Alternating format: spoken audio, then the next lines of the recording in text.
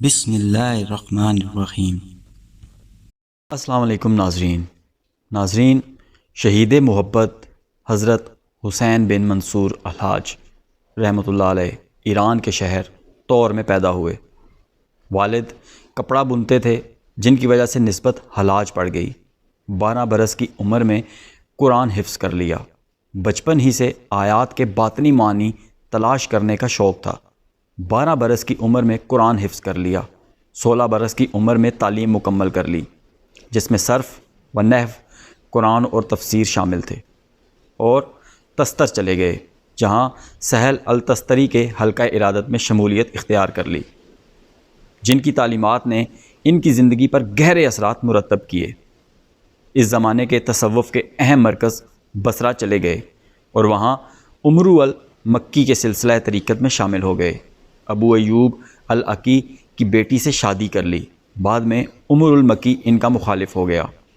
کچھ عرصے بعد بغداد چلے گئے، جہاں ان کی مشہور صوفی بزرگ جنید بغدادی رحمۃ اللہ علیہ سے ملاقات ہوئی۔ دوسرا حج کرنے کے بعد بحری جہاز کے ذریعے ہندوستان کا سفر اختیار کیا، جس کے دوران ہندو مت اور بدھ مت کے پیروکاروں سے واسطہ پڑا۔ ہندوستان میں انہوں نے ملتان اور منصورہ کا سفر کیا۔ بغداد واپسی پر جادو، افسوں ترازی اور جنات سے رابطے کے الزامات لگے۔ گلیوں بازاروں میں والہانہ انداز میں اشعار پڑھتے اور خدا سے عشق کا اظہار کرتے۔ خود کھانا کھانے کی بجائے اپنے سیاہ رنگ کے کتے کو کھلایا کرتے تھے، جس کو وہ اپنا نفس کہا کرتے تھے۔ اسی دوران ایک دن صوفی بزرگ شبلی کے دروازے پر دستک دی۔ جب شبلی نے پوچھا کون ہے، تو جواب میں یہ مشہور فقرہ کہا، انا الحق۔ گرفتار کر لیا گیا اور 9 برس تک نظر بند رکھا گیا۔ نظر بندی کے دوران کتاب التواسین مکمل کی۔ آخر بار سوخ وزیر حامد العباس کی ایما پر مقدمہ چلایا گیا۔ قاضی ابو عمران ابن یوسف نے حکم نامہ جاری کر دیا کہ تمہارا خون بہانا جائز ہے۔ ایک رات کو قید خانے میں ابن خفیف آ کر ملے۔ پوچھا عشق کیا ہے؟ حلاج نے جواب دیا، کل خود دیکھ لینا۔ پہلے ان کو سولی دی گئی، پھر ان کے ہاتھ کاٹے گئے، پھر پیر کاٹے گئے اور آخر میں سر قلم کر دیا گیا۔ اس کے بعد ان کی لاش پر تیل چھڑک کر آگ لگا دی گئی اور راکھ دریائے دجلہ میں بہا دی گئی۔ چڑھا منصور سولی پر جو واقف تھا، وہی دلبر، ارے ملا جنازہ پڑھ، میں جانوں میرا خدا جانے۔ جب منصور رحمۃ اللہ علیہ تعالیٰ کی نگاہ حق نے اس حقیقت کو پہچان لیا کہ اللہ تعالیٰ کی ذات کے سوا ہر شے باطل ہے اور ذات الہی ہی حق ہے، تو وہ اپنے نام تک کو بھول گئے۔ لہٰذا جب ان سے سوال کیا گیا کہ تمہارا نام کیا ہے، تو جواب دیا، میں حق ہوں۔ محبت کا صدق 3 چیزوں میں ظاہر ہوتا ہے۔ محب محبوب کی باتوں کو سب کی باتوں سے اچھا سمجھتا ہے، اس کی مجلس کو تمام مجالس سے بہتر سمجھتا ہے، اور اس کی رضا کو اوروں کی رضا پر ترجیح دیتا ہے۔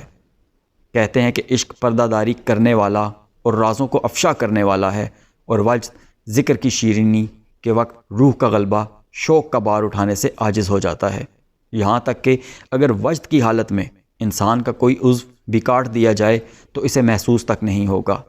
دوستو، ہم نگاہوں کا کہنا مانتے ہیں، جن کی طرف پاک نگاہیں اٹھ جاتی ہیں وہ کہیں بھی دھوکہ نہیں کھاتے، جیسے سیاہ ریشم پر سفید رنگ نہیں چڑھتا، اور جیسا کہ کوے سفید نہیں ہوتے۔ شاہ حسین وہ شہید ہوتے ہیں جو محبوب کی خاطر قربان ہو جاتے ہیں۔ تذکرۃ الاولیاء میں مرقوم ہے کہ حلاج کے کان ناک کاٹ دیے گئے، اس کے آخری کلام کے بعد اس کی زبان کاٹ دی گئی، پھر نماز شام کے وقت اس کا سر تن سے جدا کر دیا گیا۔ ایک اور روایت جو کچھ یوں ہے کہ حلاج نے اپنے دونوں کٹے ہوئے خون آلود بازو اپنے چہرے پر ملے، ان کا چہرہ خون سے دہکنے لگا۔ جب ان سے پوچھا گیا کہ آپ ایسا کیوں کر رہے ہو، کہنے لگے، میرے جسم کا بہت خون بہہ چکا ہے، جس سے میرا چہرہ زرد پڑ گیا ہوگا۔ میں نے اپنے چہرے کو سرخ اس لیے کیا تاکہ لوگ یہ نہ سمجھیں میرا چہرہ کسی ڈر یا خوف سے پیلا پڑ گیا ہوگا۔ پھر لوگوں نے سوال کیا، آپ نے چہرہ تو سرخ کر لیا، مگر اپنی کلائیوں کو خون سے تر کیوں کیا؟ جواب دیا کہ وضو کے لیے۔ عشق میں 2 رکعت کی نماز ہے، جس کا وضو صرف خون سے ہی ہوتا ہے۔ جب منصور کے ہاتھ پاؤں بازو کاٹے جا چکے تھے اور آنکھیں نکال دی گئی تھیں، جلاد نے ان کی زبان کاٹنے کے لیے اپنا ہاتھ بڑھایا تو منصور نے کہا، ٹھہر، ایک بات کہہ لوں۔ پھر آسمان کی طرف منہ اٹھا کر بولے، یا الہی، اس تکلیف پر جو یہ مجھ پر تیرے لیے روا رکھے ہیں، انہیں محروم نہ رکھنا۔ میں تیرے دیدار کے لیے آ رہا ہوں۔ اب جلاد نے حامد کے کہنے پر اس کا سر کاٹنے کے لیے اپنا ہاتھ اٹھایا۔ ساتھ ہی حلاج نے یہ کلمات ادا کیے، واجد کے لیے اتنا کافی ہے کہ وہ تیرے ساتھ ایک ہو جائے، میں تیرے دیدار کو آ رہا ہوں۔ حلاج کا کٹا ہوا سر نیچے آن گرا، اس کے جسم کو تیل سے تر کر دیا گیا اور پھر آگ لگا دی۔ خاکستر کو ایک مینار سے درائے دجلہ میں پھینک دیا گیا۔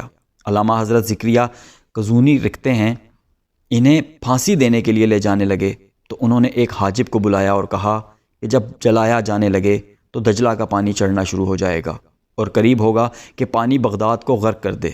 جب تم یہ منظر دیکھو تو میری راکھ پانی میں ڈال دینا تاکہ پانی ساکت ہو جائے۔ جب انہیں پھانسی دی گئی اور جلایا گیا تو دجلہ میں طغیانی آ گئی، حتیٰ کہ خطرہ پیدا ہو گیا کہ بغداد غرق ہو جائے گا۔ تو خلیفہ نے کہا کہ تمہیں پتہ ہے کہ منصور حلاج نے اس بارے میں کچھ کہا تھا؟ حاجب نے کہا، ہاں امیر المومنین، اس نے اس طرح کہا تھا، تب اس نے حکم دیا جیسا اس نے کہا تھا ویسا ہی کرو۔ پھر انہوں نے راکھ پانی میں پھینک دی۔ پانی کی سطح پر وہ راکھ اس طرح اکٹھی ہو گئی کہ اللہ لکھا ہوا نظر آتا تھا اور پانی ساکت ہو گیا۔ یہ 309 ہجری کی بات ہے۔ موت سے عین پہلے منصور حلاج نے آخری بات یہ کہی، اے رب، اگر تو ان لوگوں کو بھی وہی کچھ دکھا دیتا جو میں دیکھ رہا ہوں تو یہ مجھے کبھی سزا نہ دیتے، اور اگر مجھ سے وہ چیز چھپا لیتا جو ان سے چھپا رکھی ہے تو میں کبھی ان الحق کا نعرہ نہ لگاتا۔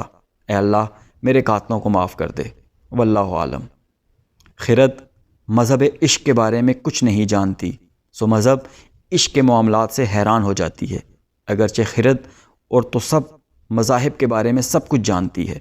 مولانا رومی رحمۃ اللہ علیہ فرماتے ہیں کہ جو دنیا کو پہچان لے گا وہ زاہد ہو جائے گا، اور جو اللہ تعالیٰ کو پہچان لے گا وہ اللہ تعالیٰ کی رضا و خوشنودی کو ہر چیز پر مقدم رکھے گا، اور جو اپنے ہی کو نہ پہچانے گا وہ تو زبردست غرور اور دھوکے میں مبتلا رہے گا۔